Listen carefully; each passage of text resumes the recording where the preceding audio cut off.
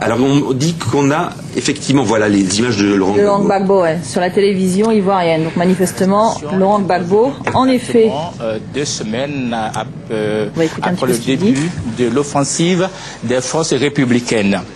Tout à l'heure, nous étions en direct avec le Premier ministre, ministre de la Défense, Guillaume Soro, qui a donc lancé un appel aux Ivoiriens, appel donc leur demandant de rester calme et serein, et que le pays est totalement libéré.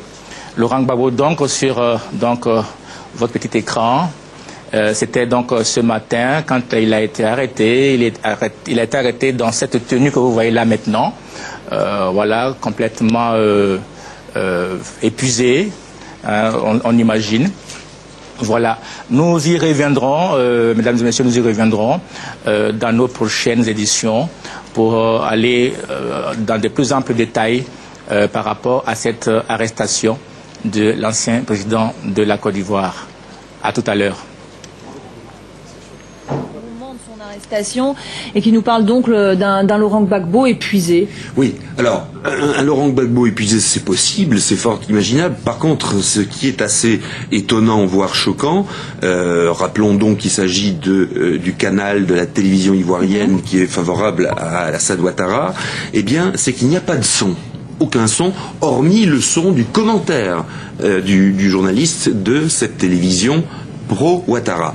Alors que l'on voit très bien à l'image, et vous continuez de le voir puisqu'on le diffuse sur nos antennes de France 24, on voit Laurent Gbagbo s'exprimer, manifestement répondre à des questions.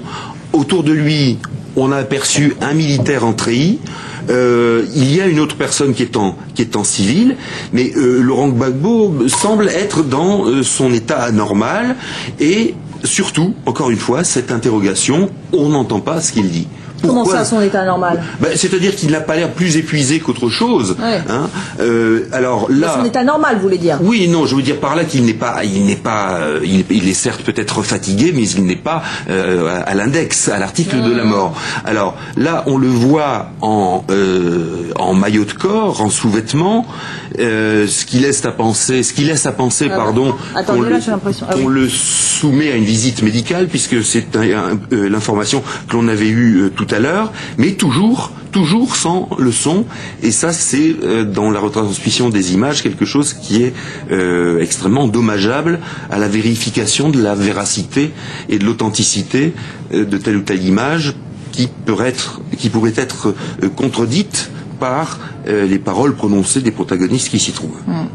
Alors on va reparler un petit peu de ce qui pourrait être la suite, notamment pour les Ivoiriens et notamment pour la réconciliation nationale, parce qu'il ne faut pas se raconter d'histoire. Laurent Gbagbo, il a certes perdu les élections, c'est Alassane Ouattara qui a été reconnu par la communauté internationale, mais Laurent Gbagbo, il a quand même fait un score, alors j'ai plus les chiffres en tête, mais on est quand même près des 50%. Donc on a quand même pratiquement la moitié des Ivoiriens qui soutiennent Laurent Gbagbo. Est-ce que les troupes de Laurent Gbagbo, après cette arrestation, vont rendre les armes? Est-ce que les partisans, même ne